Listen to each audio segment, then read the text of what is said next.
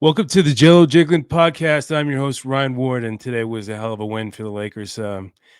It just might be the biggest win of the season for this team because they beat arguably the best team in the league. I mean, in my opinion, they're the best team in the league. You got Cleveland, you got Boston. Uh, I don't think anybody in the West is really close to OKC at the moment, but the Lakers definitely made a statement today, and I was quite impressed by it because I didn't see it coming. I thought today was going to be a humbling experience to the point where they would get crushed on the road because they're not a great road team. At least they haven't been this season.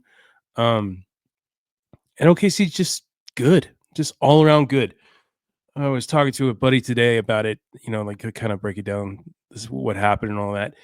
And I could kind of compare OKC to a really good, well-oiled college team, like like the great, say, like Duke teams of the past, under Coach K, like Grant Hill and Leitner, and or like Fab Five, or those are that's a little bit different on the other end of the spectrum. There's just no egos with this team. Everybody seems to fit. Their role is defined, and they don't go outside of it. No one torpedoes games. It's not. Shea is incredible. That guy is easily one of the best. He's the MVP this season. I mean, Jokic has done some ridiculous stuff, but just OKC's success is enough to put that guy in another tier. And he was good today too. I mean, he was really the only one that stood out from OKC's side of things. But I do think this team is scary good, and they're going to be really good in the playoffs. But today, the Lakers were just on fire. Like they just weren't missing. I mean, they didn't do anything defensively where you're just like, oh my God, they turned the corner on that end of the floor or something like that. No, not at all. It was just a matter of them just hitting shots like consistently, like over and over and over again. They scored 42 points in the first quarter, which was, I think it's a season high.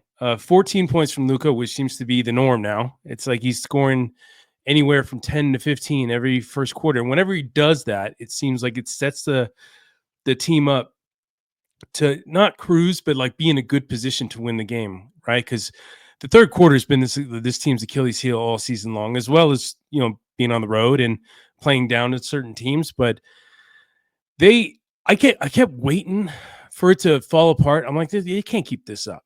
Like the volume of shots they were hitting, and everybody hitting. Like Dorian Finney-Smith was hitting, Gabe Vincent was hitting, Austin had a few, Luka was insane. Luka, that is one clear thing with OKC is they definitely don't have an answer for Luka, even though they're an incredibly good team defensively, probably the best defensive team in the league from a statistical standpoint. But Luka just drives them nuts. Like they couldn't do anything.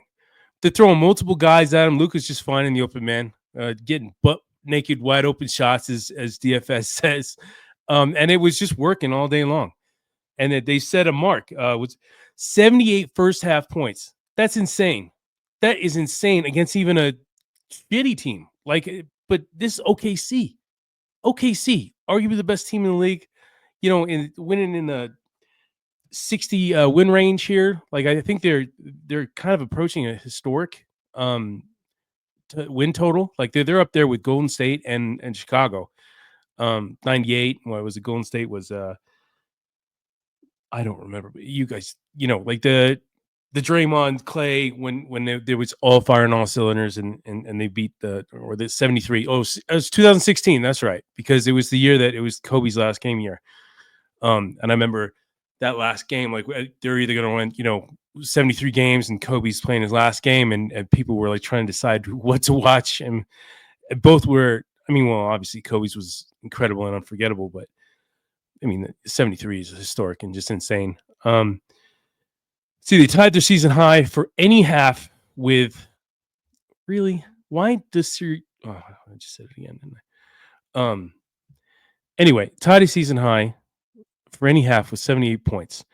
They shot 63.6% from the field, the team's highest shooting percentage in any half this season. They hit 22 3-pointers, which I believe is one off Or it ties the franchise mark for that amount. I think another historic thing happened today. Somebody hit a three in some game, and it marked the most threes hit in a single season in NBA history, and we still got like what, a week to go. It's just a different time in basketball, but I mean, an incredibly promising sign. You know, you got I think the craziest part about it is you got Luka and Austin Reeves who are just balling out of control, and LeBron has these so-so performances, but it's not. He doesn't have to be LeBron. He just, I think he had like 19 points today, and he didn't half the time. It's all the attention was on Reeves and Luka, and for good reason, because they were just so damn good today. And Reeves just remains consistent. I think people keep waiting for him to drop off too, and that's just not happening. And even when he does, like, you'll have a bad shooting night here and there, he still does other things on the court that make up for it. I mean, those are the best players, the ones that are struggling in one area, but then they go and they rip down a ton of boards, or they're dishing out a ton of assists, or snatching a bunch of steals, or blocking shots or something. They just do something else. This Laker team, I think they have the potential to go very far. They have the potential to get to the finals. They do. They do. I've been so reluctant to say that, just because it just feels like I'm putting my foot in my mouth, because this team can be very self-destructive at the same time. So when they're very good, they're very good. When they're bad, they're pretty awful, right? And it all stems from the defensive side of the floor. That's the way it's been all season, and pretty much for the last few years. And the fact that they shipped off Davis, their best all-around defensive player, it changed a lot. And they don't have a defensive big protecting the rim. So it's like they have to have these crazy offensive nights in order to beat good teams. That just has to be the case, because it's just making up for all the deficiencies on defense. And you saw that against Golden State a few nights ago. Golden State kind of exposed them for that. And then Chicago, doing the run and gun thing, they're just, going all over the place on the Lakers. And they beat them twice. Once very badly, and then another time by giddy prayer at half court. But I mean, promising. Jackson Hayes is kind of taking a step back or so. I think people are starting to figure out, how to take him out of the equation. I mean, not completely, but enough to where he's not impacting the game as much as he was. That lob threat's not as consistent. I think JJ Redick has probably lost a little bit of faith in him, even though he says good things. You could tell by, the playing time and how he's using him. It's just a little different. And the scary thing is there's just no depth behind him. There's just nothing. Alex Len never sees the floor, and when he does, it's in garbage time. Jemison, who I like because he's got that old school flair to him, he's not really good enough to stay on the floor for very long. And he's a liability from a foul standpoint, and he's got a temper, so he can get techs and cause disruption in the wrong way. And I mean, sometimes it's a good way, but other times it's not. So he's a question mark as well. So that's the big thing. I mean, it's that Mark Williams trade getting rescinded, or them rescinding it, is going to be something that probably haunts this team in the playoffs. But when they play like this, it's pretty remarkable to watch. It's because it's the confidence that Luka seems to give these guys is just something I haven't seen in a very long time. Not like this anyway. Like, not to where it's these guys just know they're going to be open and they're hitting shots. It's like I have confidence that DFS, Rui, maybe not as much Rui lately because he's been in and out because of he's managing that knee injury that apparently he's not expected to get fully healthy by playoff time, which is a concern. But I think DFS is playing good enough, and Vando's doing enough, I guess you'd say, to where you can make up for it, right? And Rui's just kind of an extra body that can do the same thing that those guys can do. Well, it's not defensively, but offensively for sure. I mean, DFS is just draining shots left and right. I think he hit 4. Was it 4 again today? He was pretty efficient. I mean, everybody was there. It's just a trip when you look at these percentages. Like Okay, they shot 55% from the 3-point line today. They beat OKC by 27 points on their home floor, and they had all their guys in. Well, I think majority, like, guys. Okay, let's go through.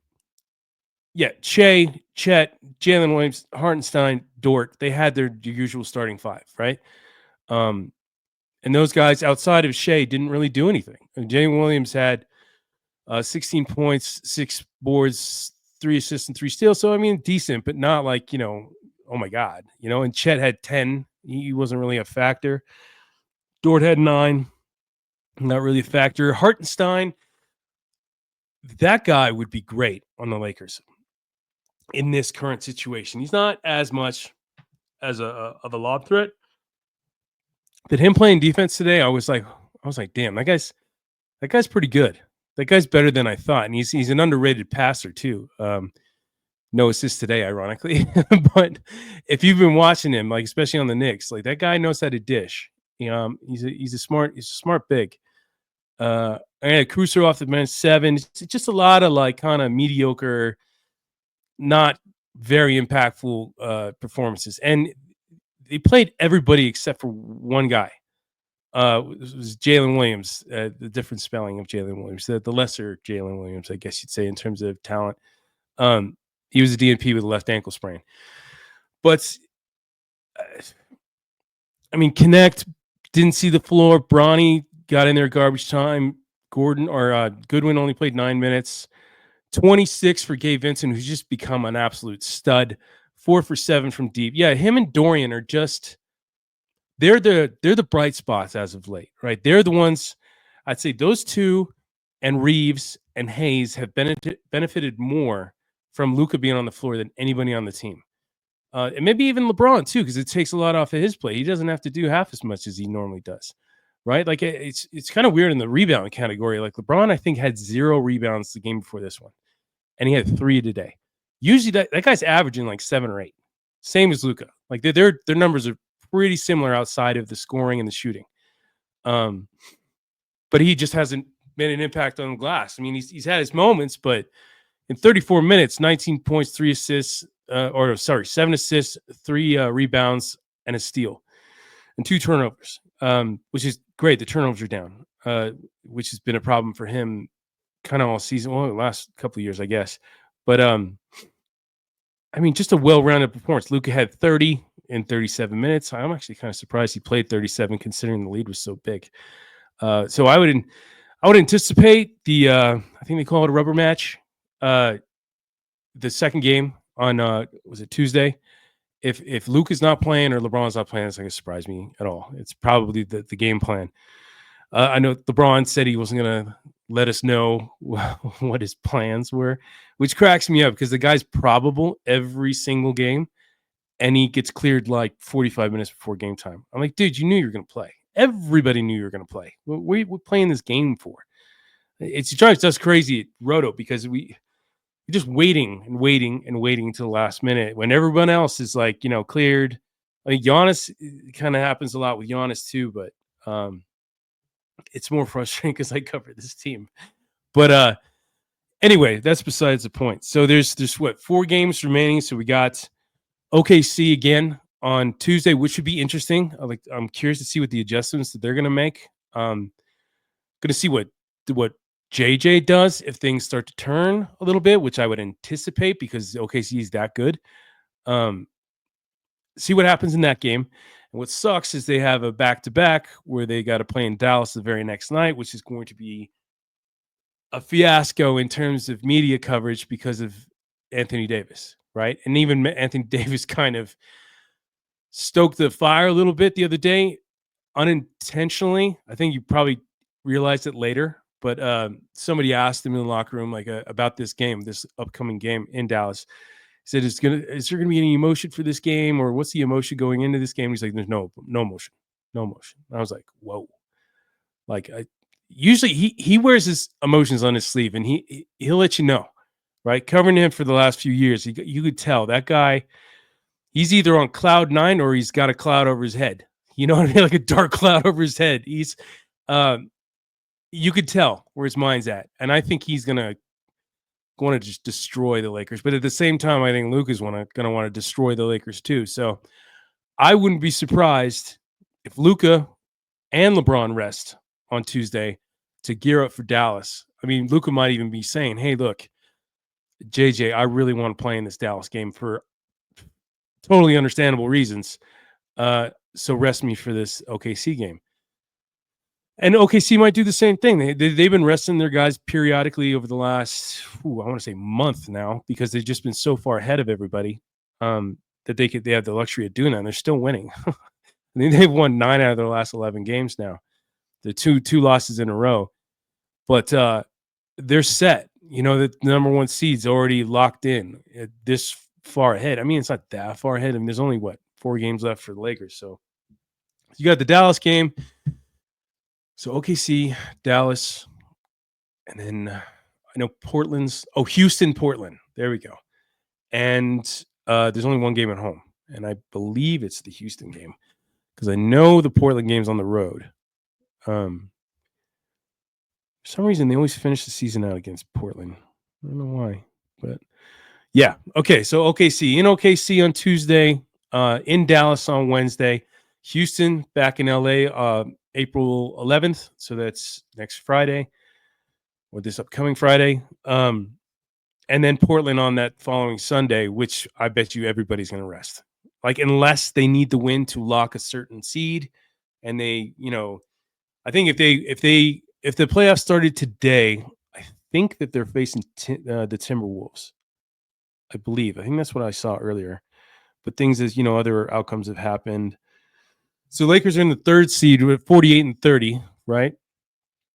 And then Golden State. Damn. Golden State's in the 6th. So, yeah, that's interesting. But there's only a couple games separating all these teams, which is wild. Like 3-8, I think, is incredibly tight. So the Lakers are a game and a half up on Denver, which is good. And then 2 games up on the Clippers, the Warriors, Minnesota, and Memphis. So that's literally 3-8 right there. And there's 4 games to go. So this could flip-flop in a heartbeat if things go haywire, which it seems like it's happened a lot this season. It's weird. You see these fluctuations in these guys, their wins, right? Like OKC was unstoppable there for a while. Now they've lost 2 in a row. Houston had their rocky time, and now they've won 3 in a row, 8 of the last 10. Lakers have been rocky, and they've split 5 out of the last 10, right?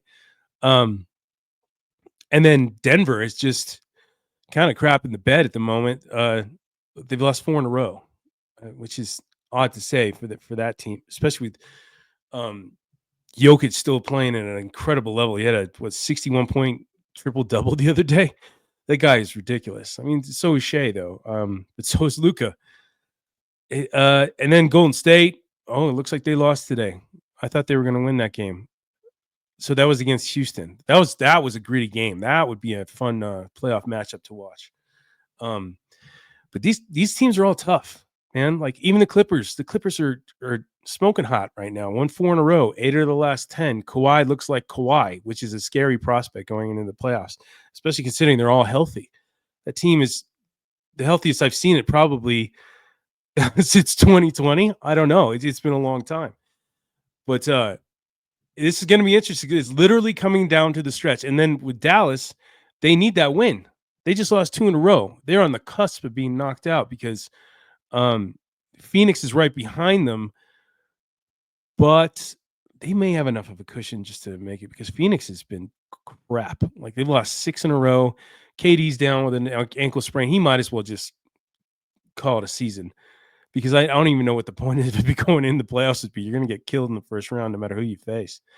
Then there's Sacramento. I say Memphis is.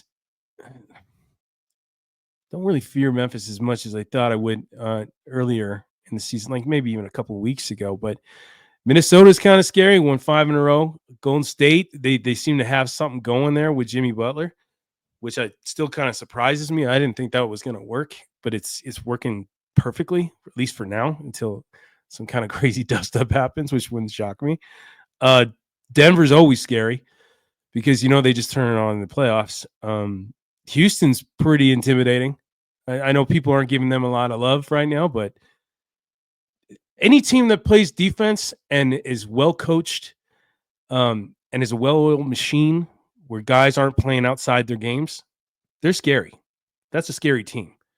So you can't count. I mean, I'm not counting them out. You can count whoever the hell you want to count out, but OKC, Houston, Denver, and the Clippers and the Warriors are the teams that I'd really be like, whoa, okay, those are teams you don't want to face, and you're gonna have to face one of them, and then Minnesota too. So I don't know. It's fun. It's fun basketball time though, man. It always is, and I've said this a few times, but it is getting to that point where it's like things are heating up. Teams are trying, they're getting looks at these other teams that they might potentially face in the playoffs.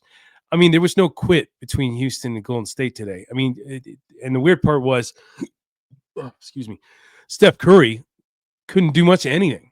I think he scored 3 points in the first half, and it was a buzzer beater from like half court.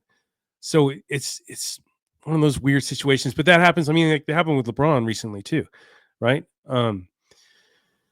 But it's fun times. I'm looking forward to Tuesday, but don't be surprised if it's just a rest fest, with just guys just not playing. It might be B team against B team, which would still be entertaining, especially if you got like Reeves, running the show. And then Dallas. Dallas is the one I really want to see, because I want to see how the dynamic between Davis and the Lakers and LeBron and all that drama, how that's going to go down. And obviously Luka, I bet you that guy that's all he's probably thinking about right now. He's like, I want to get up to speed so I can get out there in Dallas and just destroy my old team, while looking at Nico Harrison the whole time, if that guy's brave enough to go anywhere near the court that game. But fun times. It's gonna get more and more exciting, I think, as we go forward. Who knows who they're gonna face in the first round? Whoever it is, I think it's gonna be a formidable opponent, and it's gonna be a tough series to get through. But I kind of think that's gonna be each round. Second round, West Finals, NBA Finals, whatever it is, they're not gonna have any easy path unless there's an injury that happens here or there. Like there was an injury scare today for Cleveland when Mitchell went down with an ankle thing, but he came back. It looked okay, but I mean, that can happen. That can happen over the next, week, where a star goes down and it changes the whole landscape of how things look for the playoff picture. Hopefully it doesn't, because that sucks. Then you're playing what if scenarios and it's just not the same kind of basketball. So, until then, I will see you later and have a good night. We'll rewatch this game, see how good this team can be when they're really locked in offensively, and look forward to Tuesday. All right, later.